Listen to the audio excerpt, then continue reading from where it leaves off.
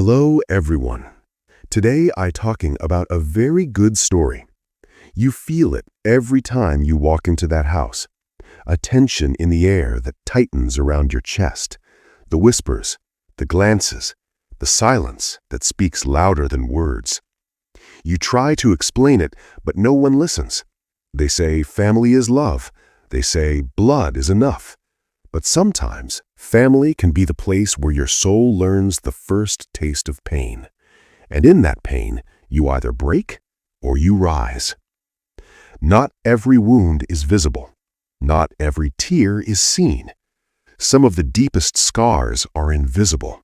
They sit inside you. They shape the way you trust. They shape the way you love. You carry it quietly, hoping that one day it will end. That one day the coldness, the harsh words, the cruelty will stop. But the truth is, life does not pause for your suffering. Life does not comfort you because it is unfair. And sometimes the hardest lessons come from those who are supposed to protect you the most. She had always known her stepmother would never love her.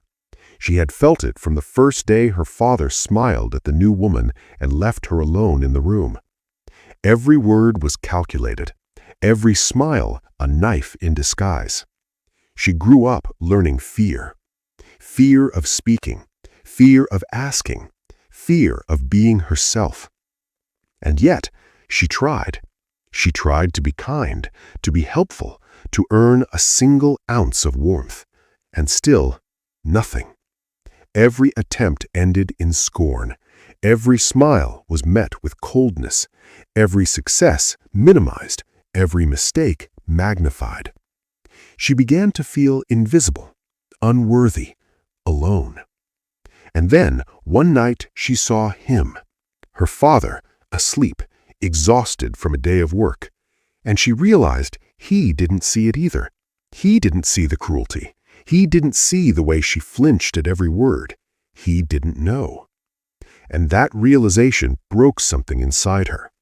She cried alone in the dark, not just for the stepmother's cruelty, but for the absence of protection, for the absence of justice, for the absence of anyone who understood her pain. That was the moment she faced her first true breaking point. She wanted to give up.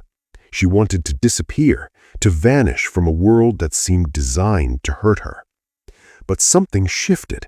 Not overnight, not suddenly, but slowly, in the silence, she began to notice herself. She began to notice her own strength. She began to see that pain, as heavy as it was, could be a teacher. She realized that no one had to validate her worth, that her voice, even if ignored, still mattered, that her life, even if unseen, still had meaning. She understood that the world may not protect you, but you can protect yourself. And that protection begins with belief. Belief in your own resilience. Belief in your own courage.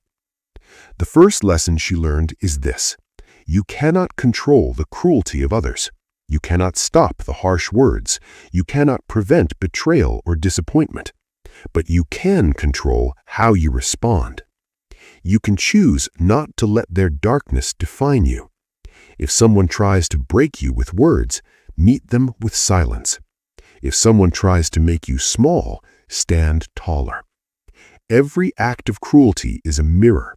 It shows you what you refuse to become. Look at it and then walk forward anyway. Action. The next time someone tries to hurt you with words or judgment, do not react immediately. Pause, breathe, and respond from a place of calm strength. The second lesson is about self-worth. When she was small, she believed her value depended on approval. Her stepmother's scorn became a measure of her self-esteem, but that is a lie. Your worth is not given by others, it is discovered within. She began to write herself small notes. You are enough. You are brave. You are worthy. She repeated them every morning. At first, it felt strange, but slowly those words settled in her bones. They replaced the echoes of cruelty with whispers of truth. Example: when her stepmother criticized her for something she couldn't change, she smiled quietly and repeated her own affirmation. Action: start today. Speak to yourself the way you wished someone had. Protect your own heart. The third lesson is about power in choice.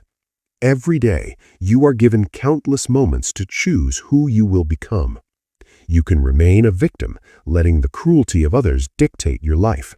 Or you can rise, quietly, steadily, unshakable. She began to make small choices, to walk away from arguments, to spend time learning skills, to nurture the friendships she had. Each choice was a declaration: I will not let your hatred shape me. Example: when her stepmother tried to humiliate her in front of guests, she excused herself calmly and spent the evening reading in silence, feeling more whole than ever. Action: start today. Identify one moment today where you can choose yourself over the cruelty of another. Take it, hold it, build on it. With each lesson, she transformed, not because the world changed, but because she changed. She became someone her stepmother could not touch with her words. She became someone her father could no longer overlook. She became someone who understood that the true strength of a person is measured not by how much love they receive, but by how much love they carry for themselves in the absence of it. You are not weak. You are becoming resilient. You are not small. You are growing taller inside than anyone else could ever see. You are not defined by cruelty. You are defined by your courage to endure it. And then, one day she looked in the mirror and saw someone she barely recognized. Not the timid girl who flinched at harsh words, not the girl who cried alone in the dark, but a woman who had learned to stand, who had learned to protect herself first. And in that moment, the past lost its power. The cruelty that had once bound her became a story she carried like armor. It did not hurt her anymore. It could not hurt her anymore. You too have the power to reach that place. The world may be harsh. People may be cruel. Life may test you in ways you cannot yet imagine. But there is a fire inside you, quiet, waiting. A fire that does not need permission. A fire that cannot be extinguished by the judgment of others. It only grows stronger when you refuse to surrender. Hold on to that fire. Nurture it. Let it guide every choice, every action, every thought. And one day, you will look back and realize that the person who hurt you did not break you. The person who doubted you did not define you.